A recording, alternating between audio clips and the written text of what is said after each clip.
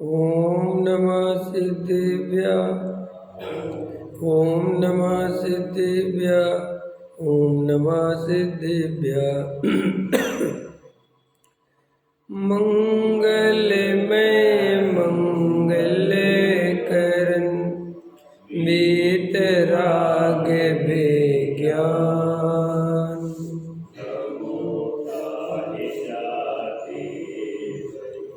अरहंतादि महान हरि मंगल करे हो महा ग्रंथ करने के काज जाते मिले समाज सब पावे शिव उपाय करते प्रथम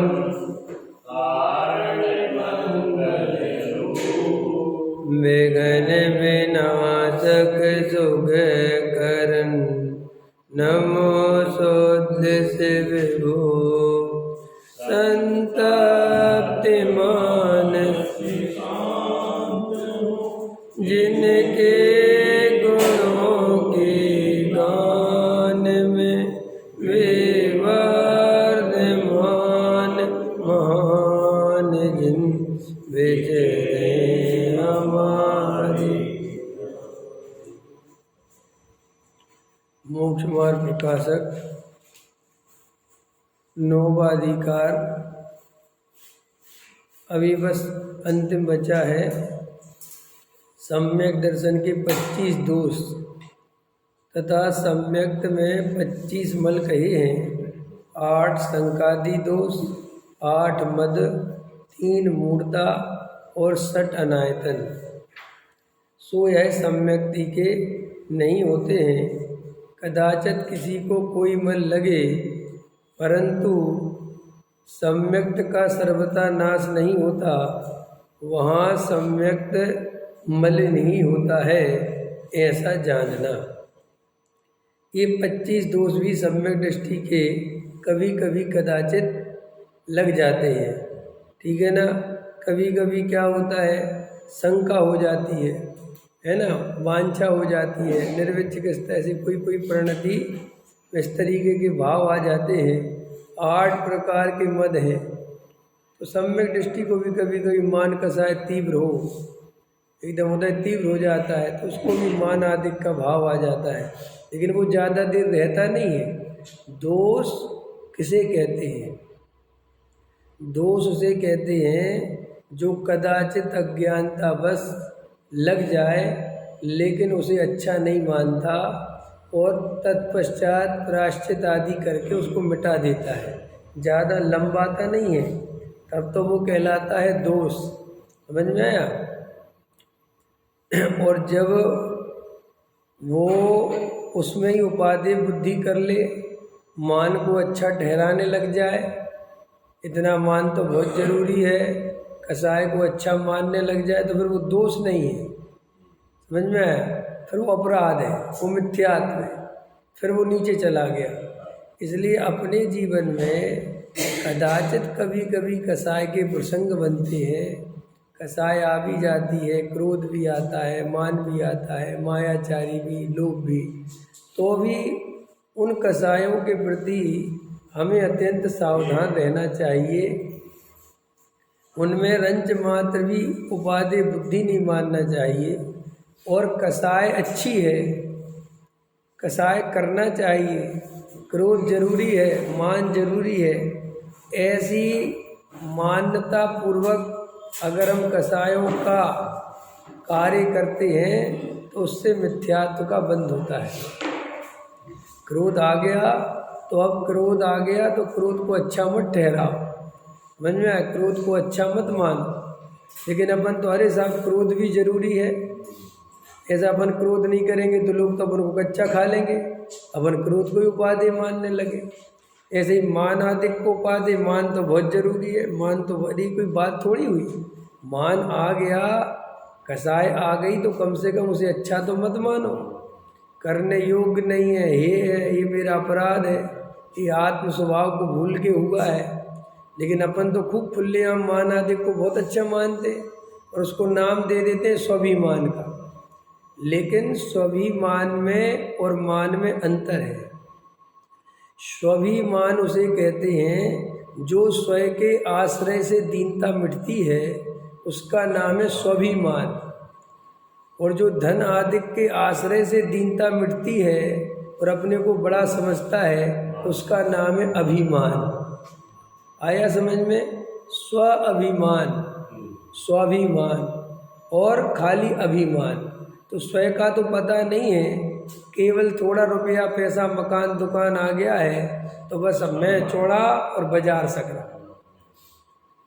तो वो स्वाभिमान नहीं है, वो प्योर अभिमान है, प्योर मान आदिक है वो। हाँ, पर का मान अभिमान, स्वयं का मान स्वाभिमान। ठीक है कि नहीं?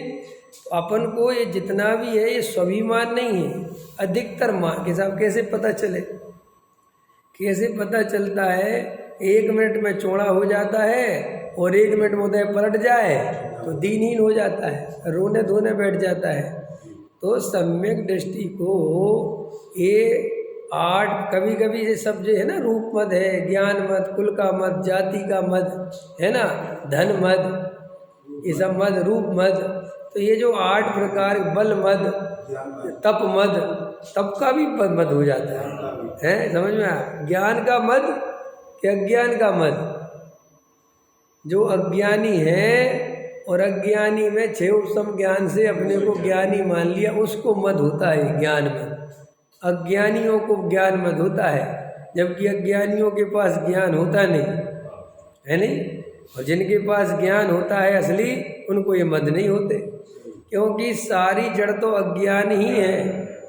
समय धन का मद हो जाता है, धन थोड़ा पैसा रुपया आ जाए तो अपने साधर्मी को साधर्मी नहीं समझे, ख्याल में है कि नहीं है, दादागिरी कर दे।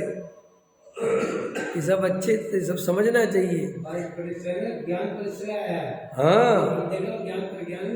हाँ, प्रशंसा परिसय है, प्रशंसा। कोई मुनिराज की प्रशंसा करे तो क्या देखिए परिसय है भाई, इसको भी सहो, क्योंकि अब लोग मानेंगे तो है नहीं। बताओ, अपन प्रशंसा के लिए मरे जाते हैं कि हमें प्रशंसा कर दे कोई, हमें कह दे आप बहुत अच्छे लगते हो अपन, और अपनी कितनी एकत्र बुद्धि चलती है। कोई अपने को जरा सा ये कह दे कि आपके बाल बहुत अच्छे लगते हैं, अपन इसी में प्रसन्न हो जाते हैं। कोई कह दे कि आपके कपड़े बहुत अच्छे पहनते हो आप, तो वो उसी में खुश हो जाता है। कोई कह दे कि आप जो है बहुत बढ़िया, आपकी लंबाई बहुत अच्छी है, फिर कोई कह दे आप बोलते बहुत अच्छा हो, फिर कोई कह दे आप सोचते बहुत अच्छा हो, आप बहुत, आपकी प्लानिंग करने का तरीका बहुत अच्छा है भाई साहब, आप जो है ना एकदम परफेक्ट रहते हो। ऐसे कहाँ कहाँ कहाँ कहाँ उपाधि बुद्धि है। अब मुनिराज को प्रशंसा नाम का परिसर इसलिए कहा कि भगत तो अज्ञानी होते हैं, वे जानते भानते तो कुछ है नहीं। मुनिराज के सामने आके अरे महाराज धन्य आपकी तपस्या, अरे आप कैसे रहते हो, सर्दी गर्मी वर्षा सहते हो, एक बार भोजन करते हो, अरे धन्यो धन्यो। अब मुनिराज को वो सब उपसर्ग जैसे है, वैसे समझ में आए क्यों? एक तो उपयोग खराब करते हैं और गलती से इसकी बातों में जरा सा रस आ गया और नीचे हो जाऊंगा। इसलिए ज्ञानी बहुत जागृत रहते हैं और अज्ञानी प्रशंसा के लिए मारा जाता है। पूरे ये जितने मंदिर संस्था, ये पंच कल्याणक, इनमें कोई धर्म बुद्धि नहीं है, अधिकतर मान आदिक के पोषण की ही बुद्धि है, केवल मान की।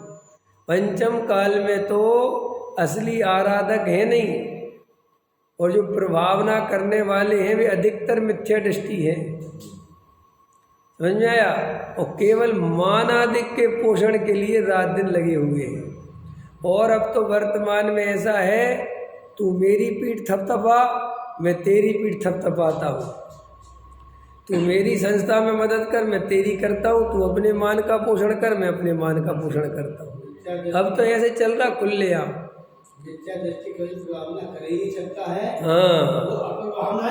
हाँ, प्रभावना ही होती है। और सम्यक दृष्टि घर में बैठा रहे, बिल्कुल भी प्रभावना करना नहीं जाए, तो भी वो घर में ही से प्रभावना कर देगा। प्रभावना कहते कहते किसे है, बोलो बताओ? प्रभावना माने होता क्या है? प्रभावना कहते हैं जिसके निमित्त से जीवों को सम्यक दर्शन हो, उसका नाम प्रभावना है। मानादिक के पोषण करके तुम क्या प्रभावना करोगे? आजकल सब समाजों को, मैं तो खाली मोक्षु समाज नहीं, सारी जैन समाज को ये अपन को समझना चाहिए। अभी एक महाराज जी भी बोल रहे थे, बहुत अच्छा बोल रहे थे वो, कि हमारे कतिपय लोग कुछ अपने मानादिक के पोषण के लिए, कुछ संत साधु, कुछ पंडित, कुछ सेठिया, ये मिलके समाज को खोखला करे दे रहे हैं। नहीं समझ में आया? साधुओं को बड़े बड़े विधान कराने हैं, क्योंकि उनको बड़े बड़े मंडप चाहिए, बड़ी स्टेज चाहिए, बड़ा बड़ा नाम चाहिए, बड़ा पोस्टर चाहिए। समझ में आया? अब उसके लिए पैसा चाहिए। अब पैसा कौन देगा? कि सेठ जी ने तो बोल दिया अपने 1,51,000, बाकी वही बेचारी आम पब्लिक जो बैठी है, लाओ जी लाओ जी लाओ जी लाओ जी। अब कसाई तुम्हारी और परेशान पूरी समाज। और आजकल तो ऐसी दादागिरी चल रही है जिसके लिए मैं बिल्कुल खुल के बोल रहा हूँ, गारंटी से ये दादागिरी तुम्हें नरक ले जाएगी, पाप का बंद करा रही और कुछ नहीं करे। कौन सी दादागिरी जैन साहब? जबरदस्ती दान लेने की परंपरा। दान किसी के गले पकड़ के नहीं निकाले जाते हैं, लिखवाओ जी लिखवाओ। ये कोई तरीका है दान मांगने का? आज लोगों ने दान को बिल्कुल खेल मचा रखा है। भाई साहब, बड़ा पंच कल्याणक हमें कराना है, VIP पंच कल्याणक हमें कराना है, राग हमारा है, पैसा तुम दो। और तुम्हारे घर पे जाके कटित वो रसीद कट्टा लेके पहुंच जाते 4 आदमी। न तुमसे कोई ने पूछा फोन करके कि भैया हम पैसा लेने आ रहे हैं और आप बताओ आपकी इच्छा है तो आए ना, कोई जरूरत नहीं, कोई नहीं पूछता। वो बेचारा 100% कह रहा है भाई साहब अभी मत आना। अरे नहीं नहीं, आप कैसी बात कर रहे? मतलब दादागिरी है। और उसके घर पे जाके बिल्कुल 4 आदमी पहुंच के उसकी भी बेइज्जती अगर नहीं दे, और तुम्हारी खुद की बेइज्जती वो नहीं दे दो, नहीं समझ? अब 4 आदमी समाज के लोग के पहुंचोगे, वो बेचारा क्या करे? और फिर देखो वो कह रहा बाप भैया हमारी अभी ठीक नहीं है। अरे क्या बात करते हो? आप इतने बड़े घर में रहते हो, कोठियाँ हैं आपकी। अरे मंदिर का काम है, रुकना नहीं चाहिए, आज तक मंदिर का काम रुका। ऐसी बातें दे दे के उसको जबरदस्ती लिखो। अब वो कह रहा लिख लो भाई साहब 1 लाख लिख लो। नहीं नहीं, 11 लाख लिखवाने पड़ेंगे आप। और जी हमसे 11 लाख लेके काय में फूकेंगे? पोस्टरों में, नाचने कूदने में, दिखावे में, शोबाजी में। और क्या हो रहा है? आज जितने कार्यक्रम हो रहे हैं और इनका खर्चा करोड़ों में पहुंच गया, तो काय बात से पहुंच गया भैया? किस बात से पहुंच गया? आपका खर्चा पहुंच गया आपकी शोबाजी में। सबसे बड़ा पलना आएगा पंच कल्याणक में। कंपटीशन है, इतिहास बनना चाहिए विश्वासनगर के पंच कल्याणक का। सबको इतिहास बनाना है, सम्मेलन किसी को चाहिए ही नहीं है। नहीं समझा? अरे भैया सोनगढ़ से अच्छा करना है तो सोनगढ़ जैसा करो। वहाँ तो किसी ने पैसा मांगा नहीं, एक आदमी खड़ा हो गया, उसने कहा मैं अकेला करवाऊंगा, तुम में हिम्मत हो तो ऐसे करवाओ। हम ऐसे के तो विरोध में नहीं है भाई। संस्था बनाओ, अपनी दम पे बनाओ। जेब में फूटी कौड़ी नहीं है और संस्था बनानी, फिर घर घर जाके थैला लेके पहुँच जाओ। मैं और ज़्यादा कुछ पूछ नहीं रहा। फिर लिखवाओ लिखवाओ लिखवाओ। ये क्या चल रहा है जैन समाज में? ये अच्छे अच्छे लक्षण है हमारे, ये तरीका है कोई प्रभावना करने का? अरे भैया अगर हमारी गुंजाइश नहीं है तो अपने राग को सीमित रखो। हर आदमी अपने ईगो और अहंकार के लिए मरा जा रहा है। हर आदमी ईगो और अहंकार अहंकार, हम इतना बड़ा भव्य भव्य, कोई ऐसे अनाप शनाप पैसे खर्च हो रहे हैं। आजकल धर्म के कार्यों में लग्जरी भोजन की व्यवस्था आ गई है भाई। धर्म के क्षेत्र में भी तुम पंच इंद्रिय के विषय भोगों का पोषण करते हो, क्या बुद्धि खराब है क्या तुम्हारी? वहाँ भी लग्जरी व्यवस्था, समझ में? हाँ, कहीं कहीं तो नान बन रही है धर्म के आयोजनों में, कहीं कहीं क्या, और जैसे सब जगह बताओ। शादियों का भोजन धर्म के क्षेत्रों में बनने लगा, इससे ज़्यादा जैन समाज का हिरास क्या होगा बताओ? सोचो, विचार करें कि हम कहाँ से कहाँ पहुँच रहे हैं। हमने पंच कल्याणकों को ऐसे बना दिया जैसे पता नहीं भाई साहब वहाँ सम्यक दर्शन का काम हो रहा है कि केवल और केवल रंग राग, नाचो कूदो नाचो कूदो नाचो, हाई फाई ड्रेस है, hi fi stage, hi fi way 16 सपने। ओ भाई साहब, ओ भाई साहब, क्या क्या भाई साहब, क्या भाई साहब, 3D 4D, और फिर लाओ पैसा।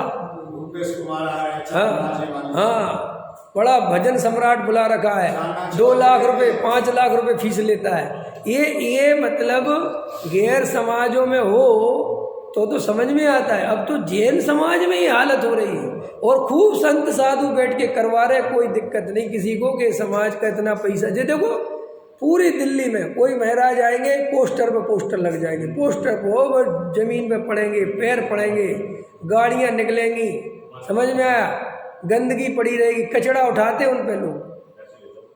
और ये फ्लैक्स क्या बोलते इसको, फ्लैक्स बोलते हैं। ये एक फ्लैक्स जैन साहब 2-2 500 रुपये का,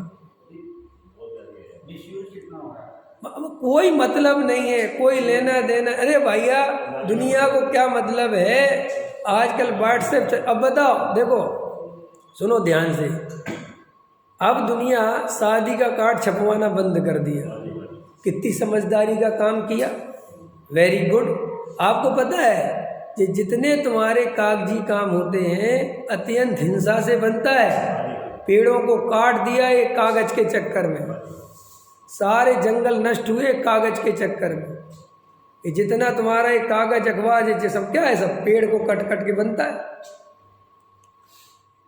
तो अब जब तुम्हारे यहाँ शादी होने लगी और तुमने कार्ड छपवाना बंद कर दिया, तो गहराई से विचार तो करते कि जब अपन ने शादी में कार्ड छपवाना बंद कर दिया, व्हाट्सएप पे काम चल रहा है, बढ़िया कार्ड बन जाता है और वो घूम जाता है PDF वाला, तो ऐसी हम जो धर्म की पत्रिकाएं नहीं करवा सकते? जरूरी है ये सब तुम्हारे लिए करने के लिए। लेकिन वो बाद में ये माली पूछते फिरते कहाँ फेंकना है इसको, हमसे ही पूछते हैं पंडित जी कहाँ फेंके। कल किसी का फोन आया था, हमारे घर में इतनी पत्रिकाएं आ गई, इतनी इतनी मोटी मोटी, महाराज बने हुए सब बने, इतनी मोटी, अब उसको कहाँ जलाएं फेंके क्या करें। और वैसे तुम कहते हो कि जनवाणी का अभिनय नहीं होना चाहिए। हमारी बहन जी तो है, वे तो कहते कागज भी अखबार जो है वो भी जनवाणी के ही शब्द है। समझ में आया? वे तो कहती वो भी उसी में से निकली है, बीज अक्षर है। कोई विवेक नहीं है। दिन पर दिन विवेक शून्य हो रहा है समाज, दिन पर दिन विवेक शून्य हो रहा है, कोई विवेक नहीं है। जे दादागिरी से, अरे अपन लोगों ने वो दिन देखे, ये वाली लाइट बंद कर दो, अपन ने वो वाले दिन देखे जब कोई वो बैठा लेता था दुर्गा जी और जबरदस्ती रसीद कट्टा लेके आते थे घर में, वो वाली याद है आपको? जैसे अपन बस जैसे अपन ये बैठा लिया दुर्गा जी, अब कोई ट्रक वाला निकला, कोई गाड़ी वाला निकला, लाओ जी पैसे, याद अभी भी होता है ना। तो अपन लोग ये कहते थे कि अरे दादागिरी करते हैं यार, अच्छी बात नहीं है भाई तुमने बैठा है तुम जानो, हम क्यों दें तुम्हारे बात के लिए पैसे। लेकिन नहीं, ऐसे अपन नहीं कर रहे, ये दादागिरी अपन नहीं कर रहे। ये आज दादागिरी चल नहीं रही है, घर घर जाके जबरदस्ती पैसे लिखवाना, ये जैन समाज की नैतिकता के अंतर्गत नहीं आता, अनैतिकता है। और तुम ये कहते हो कि हम तो दान निकलवा के बढ़िया काम कर रहे हैं, ऐसे बंदूक रख के दान नहीं दिया जाता।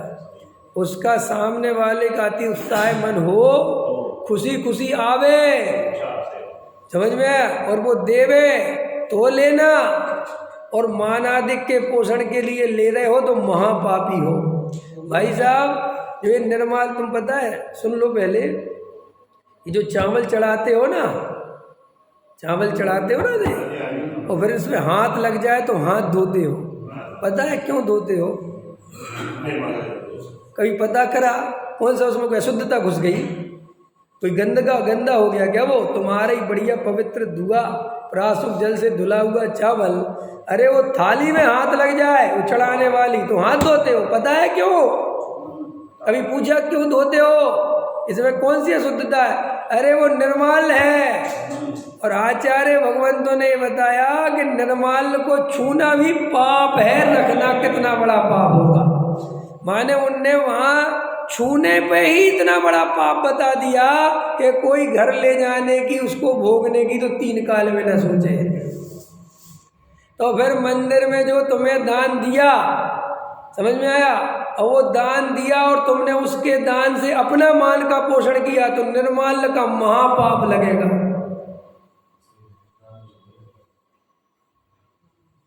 ये लिख लो।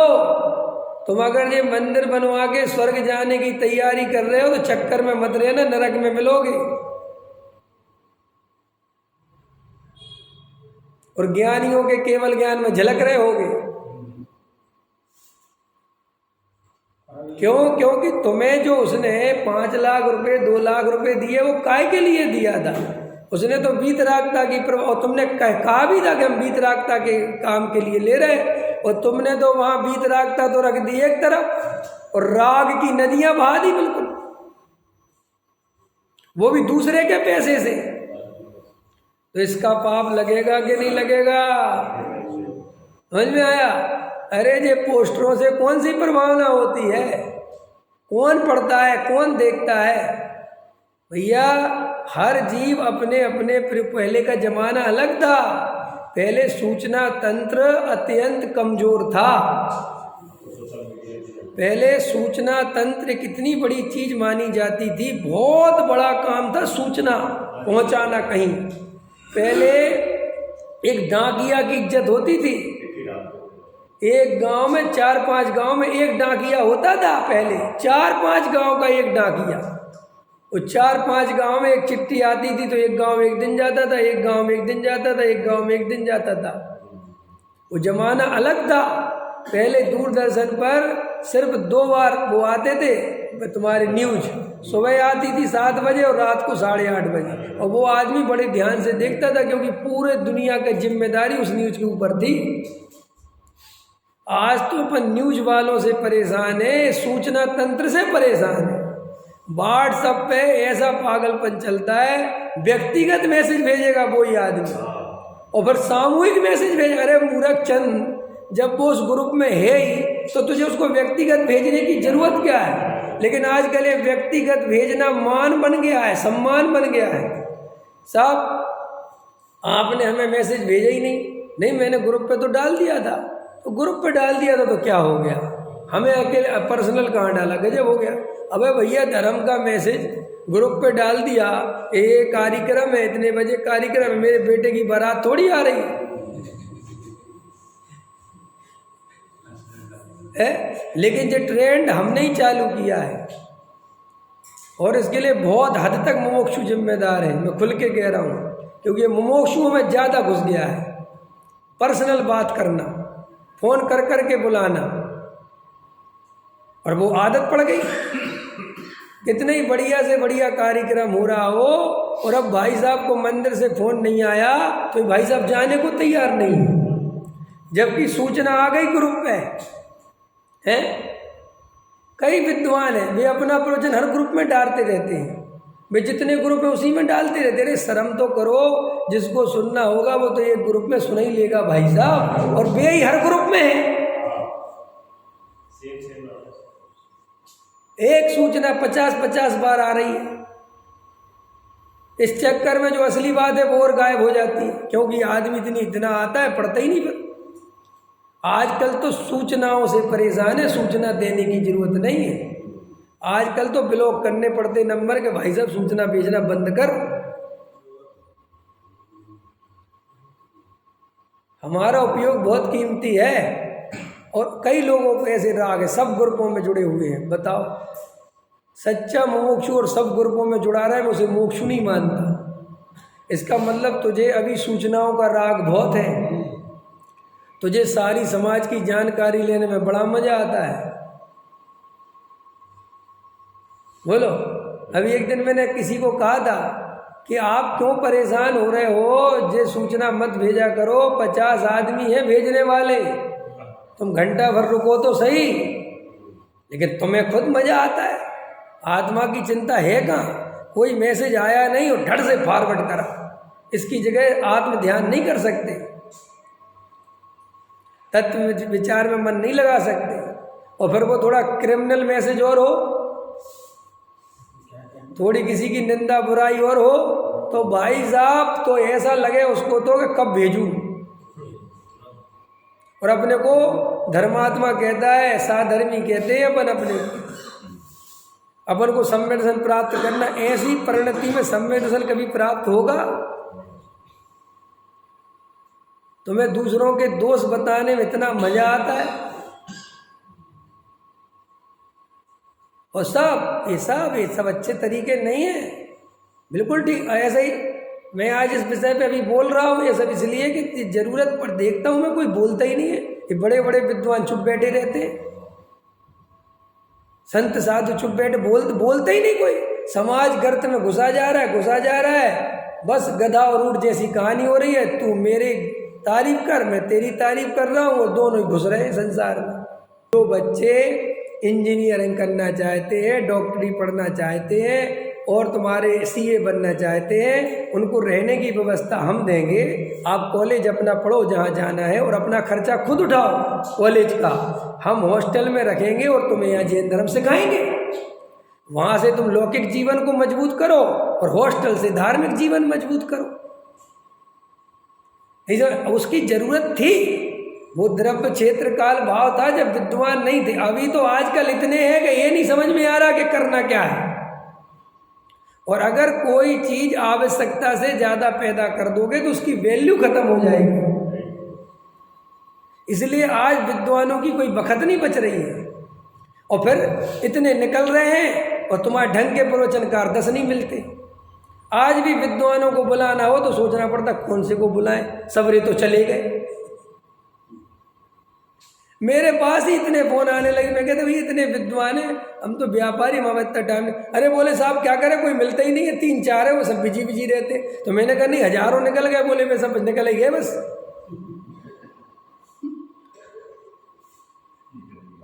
और अगर ऐसे ही निकालने हैं तो फिर अपन वैसे निकाले ना कि भाई इज्जत भी रहे और जितनी जरूरत उतना माल भी रहे। 20-30 विद्वान साल के निकल जाए बहुत है। अब बाकी की अपन ऐसी तैयारी करो, जीतो जैसी हॉस्टल खोलो। समझ में आया? ताकि और अभी कितना काम हो सकता है जैन समाज में। अभी जो भाई साहब आए नोएडा के लिए, अब इनके बच्चे की नौकरी लग गई नोएडा में। अब वहाँ बेचारे को शुद्ध भोजन नहीं मिल रहा, नॉन वेज के हॉस्टल चल रहे हैं, शराब पी रहे हैं, सिगरेट पी रहे हैं। अब बताओ, एक सीधा साधा बच्चा पाठशाला में अपन ने तैयार करा, अब वो लौकिक जीवन, सबरे तो ब्रह्मचारी बन नहीं जाएंगे, सबरे महाराज तो बन नहीं जाएंगे। अब उसको घर गृहस्थी चलानी है तो कमाना पड़ेगा, और हर आदमी धंधा तो कर नहीं सकता है। अब जो इंजीनियर करेंगे, पढ़ाई लिखाई करेंगे तो इनकी नौकरी बाहर लगेगी। आज अपने जो IIT हब बन गए हैं, जैसे नोएडा बन गया, गुड़गांव बन गया, बेंगलोर बन गया, तुम्हारा पुणे बन गया, तो यहाँ हमारे 2-4 ऐसी जगह होनी चाहिए PG टाइप की, जैनियों की। और कोई समाज के भरोसे नहीं, कोई पैसा नहीं देना है, आप तो पैसा लो ना। जब वे जाट गुर्जर ऐसे हॉस्टल चला रहे हैं और 12-12, 15-15, 20-20 हज़ार रुपये लेते हैं रहने के और खाने के, और एक कमरे में 3-3 बच्चे रहते हैं, तो जैन समाज इस तरफ ध्यान क्यों नहीं दे रही है? क्यों ये मंदिर ही मंदिर बनाने में लगे हो? अगर और सुनो, आज कहते हमारी नई पीढ़ी हमसे जुड़ नहीं रही। कैसे जुड़ेगी नई पीढ़ी? यहाँ हम मेहनत करते हैं, पाठशाला पढ़ा के उनके जीवन को संवारते हैं 10वीं तक कि भैया बेटा ये नहीं खाना, बेटा ऐसे पढ़ो, देवशास्त्र गुरु ये वो जो कुछ भी है, और यहाँ पढ़ू के भेजते हैं। और वहाँ जाके वे IIT इंजीनियरिंग में जाते हैं, वहाँ कोई उनको बेचारे को आलू मिल रहा है, नॉन वेज खाने वाले मिल रहे हैं, सिगरेट खाने पीने वाले मिल रहे हैं, क्योंकि ना जैनियों के इंजीनियर कॉलेज है, ना मेडिकल कॉलेज है, ना कोई व्यवस्था है। अभी एक उज्जैन का बच्चा गया देहरादून में इंजीनियरिंग कर रहा। भाई साहब वज्रसेन जी, आप विश्वास नहीं करोगे, 2 किलोमीटर दूर बेचारा वो खाना खाने जाता है हॉस्टल में से, और हॉस्टल में भोजन के पैसे दे रहा है, क्योंकि वहाँ नियम है कि पैसे तो देने पड़ेंगे, चाहे खाओ चाहे मत खाओ, क्योंकि वहाँ नॉन वेज बनता है। अब बताओ, जो बच्चा आलू प्याज नहीं खाता वो नॉन वेज वालों के साथ भोजन करेगा तो मर जाएगा वो। अब बोलो और तुम कहते हमें जैन समाज, हमारे आजकल बच्चे बिगड़ रहे, बिगड़े नहीं तो करें क्या? मैं जब तुम और हम ये कह रहे कि साहब जैन समाज में इतने बच्चे नहीं, अरे तुम तो हॉस्टल बनाओ और जैन बच्चों को भी रखो ना, और अपने नियम चलाओ, नियम हमारे चलेंगे। भाई दूसरे हॉस्टलों में तुम्हें रहने के 13,000 लगते हैं, हमारे हॉस्टल में रहने के 11,000 लगेंगे, लेकिन यहाँ आलू प्याज नहीं मिलेगा और जैन धर्म का एक सब्जेक्ट पढ़ना पड़ेगा। भाई साहब 2,000 के चक्कर में अजैन भी तुम्हारे यहाँ पढ़ेंगे।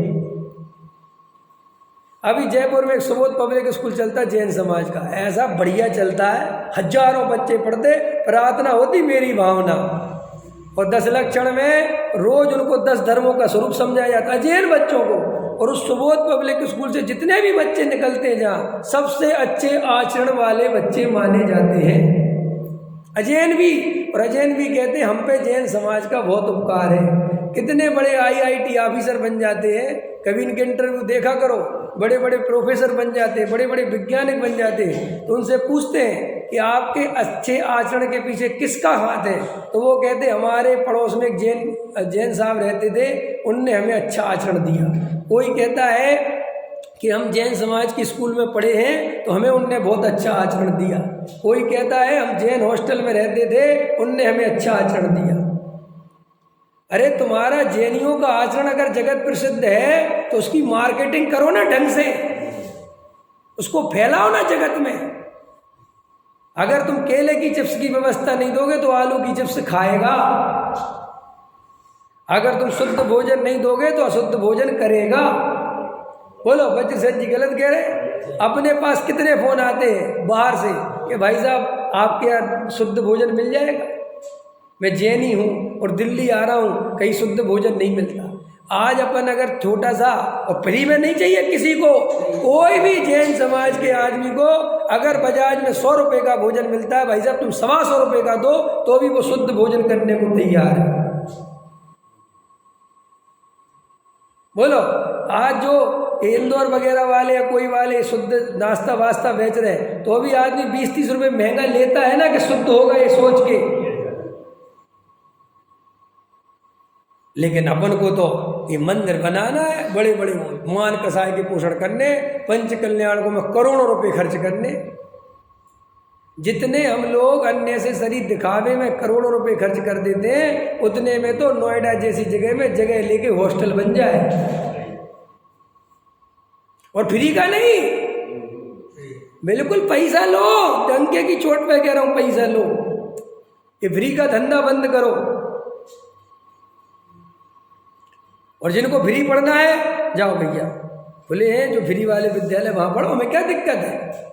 वहाँ तो कम से कम वहाँ जरूरत वाला आएगा तो वो कुछ करेगा भी। ये भी सुन लो वज्र सेठ जी, ये पैसे वालों के लड़के ये विद्वान नहीं बन सकते, घबराना नहीं, क्योंकि उनकी जरूरत ही नहीं है।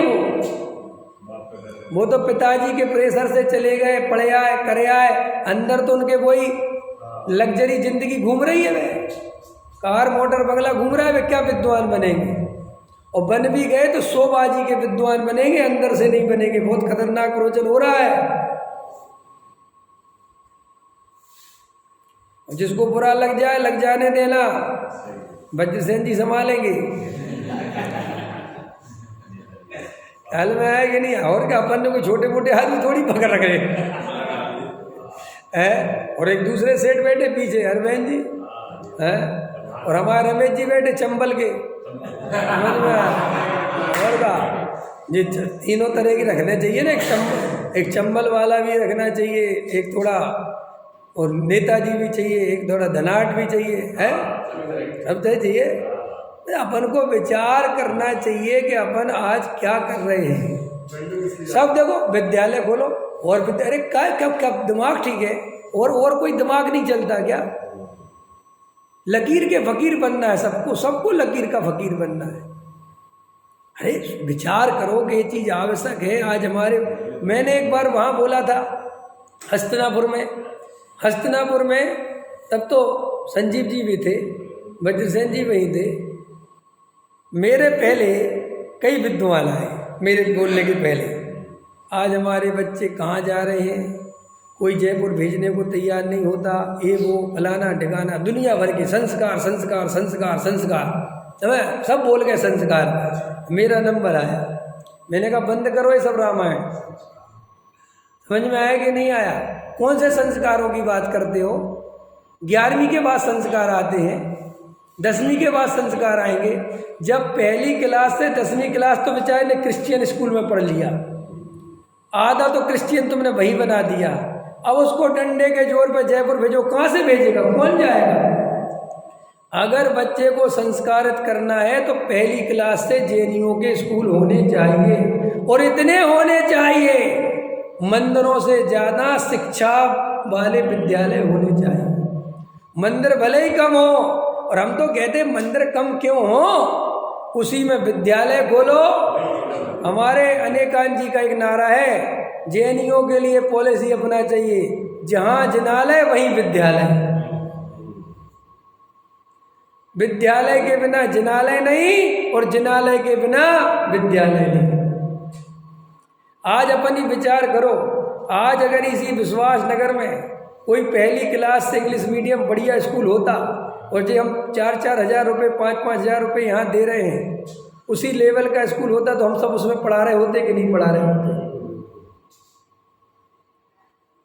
और हम ये कहते ही नहीं कि तुम जेएनयू शब्द ही हटाओ, तुम तो सबको लो ना स्कूल में। भाई दुनिया में इतने स्कूल खुले हुए हैं, वे सबको लेते कि नहीं लेते? तुम कहते कि कैसे चलेगा? क्रिश्चियनों के पूरे हिंदुस्तान में नहीं, पूरी दुनिया में स्कूल चल रहे हैं। वे 5% कोटा रखते हैं क्रिश्चियन वालों का, और बाकी का सबका एडमिशन होता है, सब पढ़ते लिखते हैं, और उनकी प्रार्थनाएं होती हैं, और गवर्नमेंट ने इसके लिए मना नहीं कर रखा है। अरे वो तो उनने खोल रखा है, लेकिन एक स्कूल उस लेवल का खुले चले, उस पर ध्यान दिया जाए। समझ में आया? उसकी पूरी तरीके से काम होवे। अब उसमें भी आपस में लड़ने मरने का काम होवे तो कैसे होवे? और बात ये नहीं है, मैं तो कहता हूँ कि जो हमारे बड़े बड़े सेठ हैं, उसको इन्वेस्ट करना ही चाहिए स्कूलों में।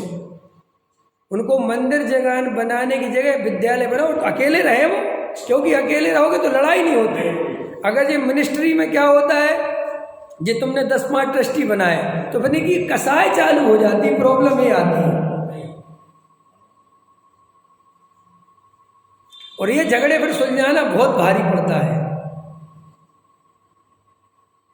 नहीं समझ में आया? वो चक्कर ये बहुत ज़्यादा चक्कर फंसता है, और इससे पर अच्छी अच्छी संस्थाएं बर्बाद होने में देर नहीं लगती।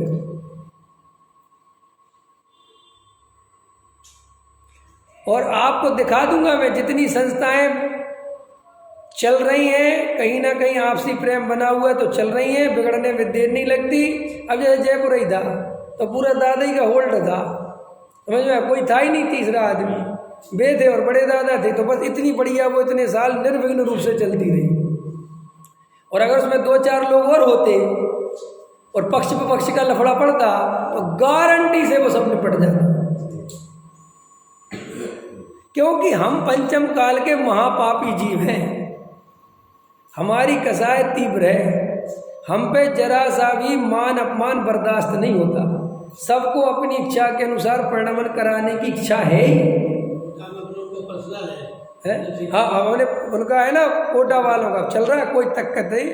मुझे तो ऐसे लोग बहुत अच्छे लगते हैं। मुझे प्रेमचंद इस मामले में बहुत पसंद है। भाई काम करते अपने हिसाब से करते, किसी की फिक्र नहीं, काम करते, ये तरीके ठीक है। अब भाई साहब के पास जेब में रुपया नहीं, 2 रुपये अपना लगाना नहीं, और भाई साहब को पूरे समाज का नेता बनना है, फिर क्या करोगे? राजनीति करने के अलावा कुछ नहीं करोगे, पॉलिटिशियन बनोगे तुम। ये सब संसार का ही तो स्वरूप है। ऐसे ही अपन धर्म में भी ऐसी राजनीति चालू हो गई है। सेठियों के खुद के बच्चों का पता नहीं है कि कहाँ है, और सेठ जी दूसरे के बच्चों का भला करने में लगे।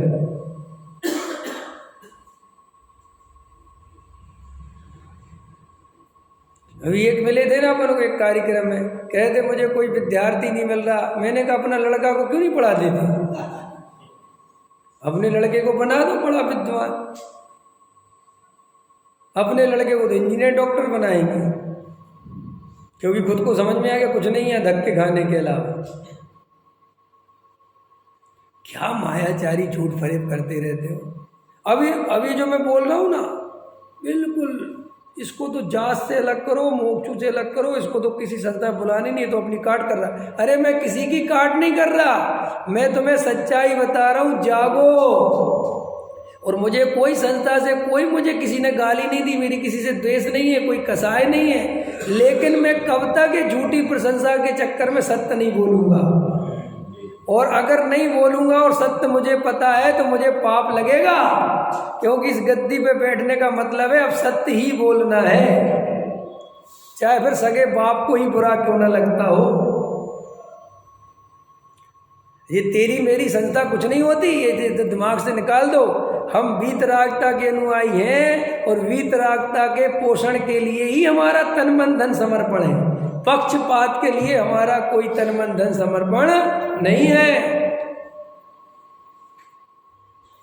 अब तो इसलिए आया, ये बहन जी आई ना, तो अभी इनकी कहानी कि हम इतने परेशान हो रहे, तुम्हें कहना जाने कितने बच्चे परेशान होते होंगे, और हम लोगों को फुर्सत ही नहीं है। और फिर यही बच्चा अब हमने तैयार किया, मेहनत से मान के चलो, पाठशाला पढ़ाया, उसकी मम्मी पापा ने कितनी मेहनत करी, और अब मान के चलो अपन ने नोएडा में छोड़ दिया क्योंकि अपने पास कोई ऑप्शन नहीं है। और साल 2 साल में बिगड़ जाए उसके लिए कौन जिम्मेदार है भाई साहब? क्योंकि वहाँ सब आजू वाला बाजू वाला, वो सिगरेट पी रहा है, ये सिगरेट पी रहा है, सबरे सिगरेट पी रहे हैं, सब उल्टा सीधा खा रहे हैं, वो अकेला करे तो करे क्या? तो अगर हम समाज को सुरक्षित रखना चाहते हैं तो हमें उनके आगे तक, और वो कोई फ्री फोकट की बात नहीं। जब एक बताओ लाख रुपए महीने 2 लाख रुपए महीने कमाएगा वज्र सेन जी, और 10-20 हज़ार रुपये उसको बढ़िया शुद्ध भोजन में क्या देखो, तुम्हारा भी धंधा चलेगा, इतने विद्वानों को जॉब भी मिल जाएगी कि नहीं मिल जाएगी? कि क्यों? कि भाई तुम पढ़ के आए हो और जो बेचारे इंजीनियर डॉक्टर हैं इनको 1 घंटा रोज आधा घंटा पढ़ाया करो, शाम को 1 पीरियड लिया करो इनका, रात को आधा घंटा जिनवाणी सुनाया करो। और अगर मैं तो कह रहा हूँ अगर सही मेहनत करें तो वे डॉक्टर इंजीनियर बहुत प्रभावना करते हैं, क्योंकि उनके पास अटैचमेंट ज़्यादा होता है अजैनों का।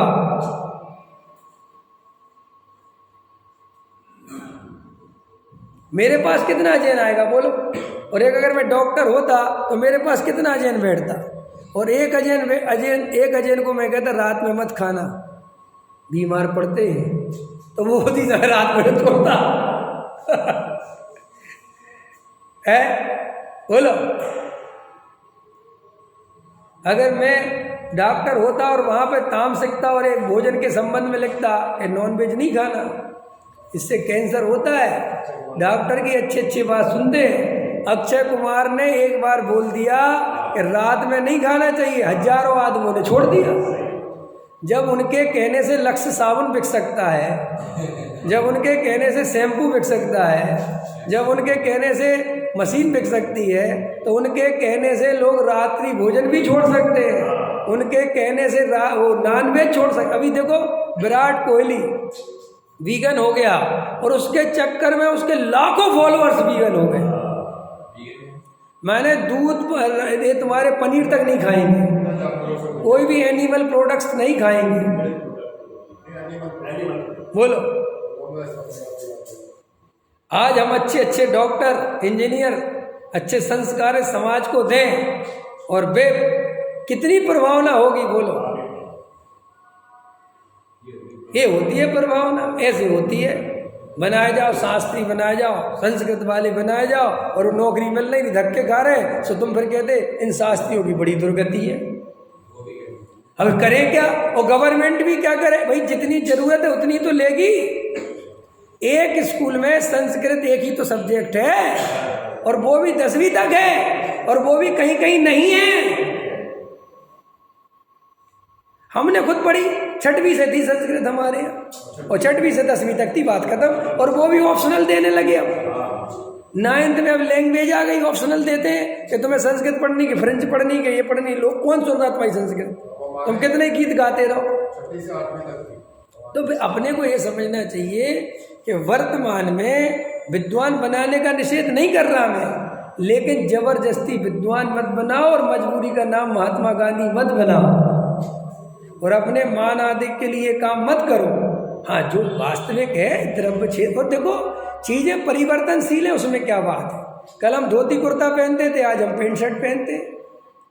अब ये जीन्स क्या है पता है? डॉक्टर साहब कितना अच्छा समझाते जीन्स के बारे में, सुना कभी प्रवचन?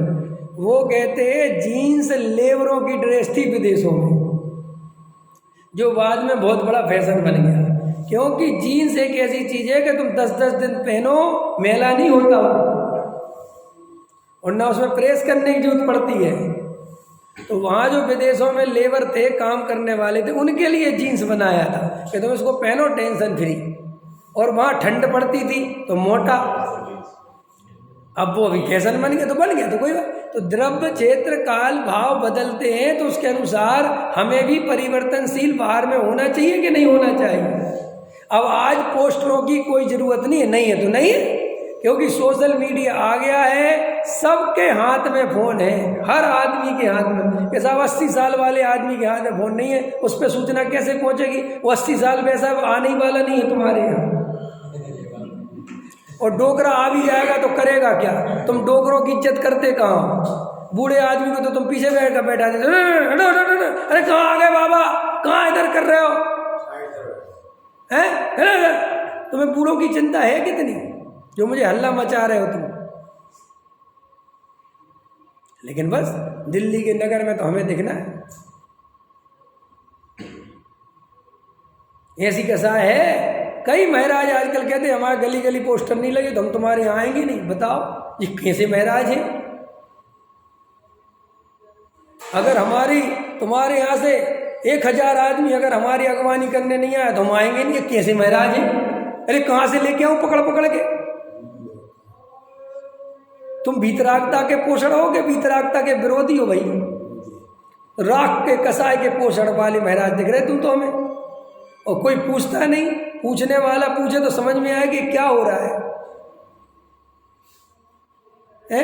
सबको अपने अपने फोटो लगवाने, आजकल पत्रिका में फोटो का चलन आ गया, सब अपनी अपनी फोटो लगवाओ भिजवाओ हैं। सब देखो अपन तो रास्ते से निकलते हैं, भागवत वाले महाराज के फोटो लगे, इनके लगे, उनके लगे, सबरे लगे हैं और रोडों में पड़े हुए हैं और लोग पैर रख करके कुछ निकल रहे हैं, कोई उस पर कचरा डाल रहा है। ये कौन से महावीर की फोटो लगी है? उस पर मंदिर जिनालय की फोटो लगी है पूरी।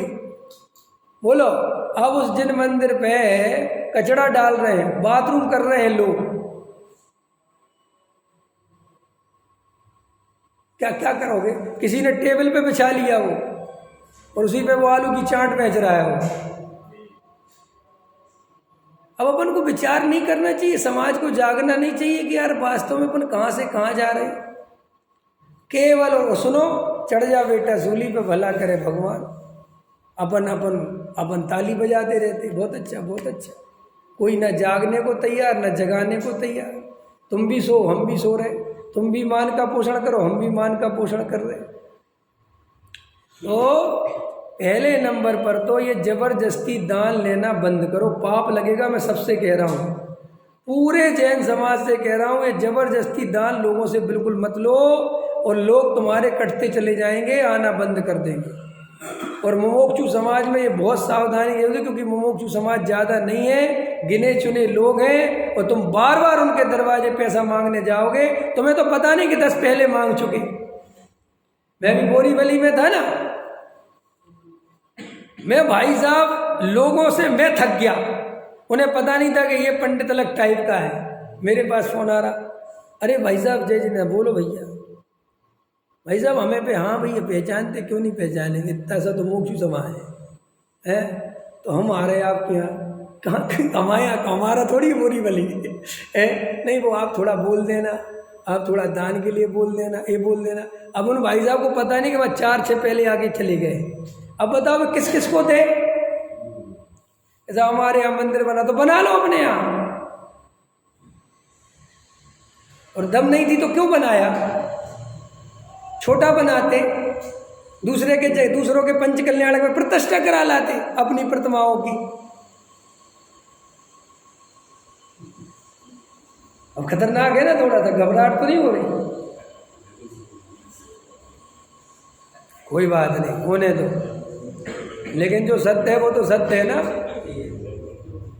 बताओ तुम एक काय में यार लाइटों में पैसा फूके दे रहे हो, शोबाजी में पैसा फूक रहे हो, और वैसे अपने घर में एक एक रुपया सोच समझ के खर्च करते हैं सब।